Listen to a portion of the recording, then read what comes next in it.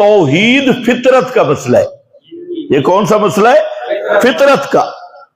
اگر آدمی کی فطرت سلیمہ ہو، اس کو نبی کی دعوت نہ بھی پہنچے نا، توحید وہ سمجھ لے گا۔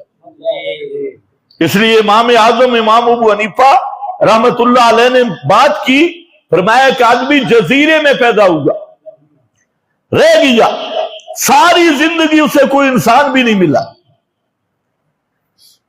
اور وہ اپنی فطرت توحید پہ باقی ہے، تو اس سے قیامت کے دن صرف توحید کے بارے میں سوال ہو، اسے دعوت بھی نہیں پہنچی اور بھی نہیں ملا۔ وجہ کہ توحید انسان کی فطرت کا بیج ہے، فطرت میں ہے۔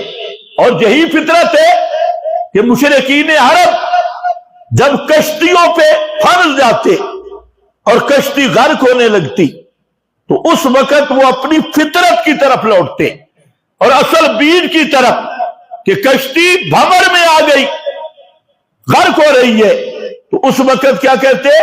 دعوا اللہ مخلصین لہ الدین۔ اس وقت سارے بابے بھول جاتے، دعوا اللہ مخلصین لہ الدین، دعوا اللہ یقولون یا حی یا قیوم۔ یہ ہے دعوا اللہ، یا حی یا قیوم، اے رب یا رب یا رب، یوں کر کے پکارتے تھے۔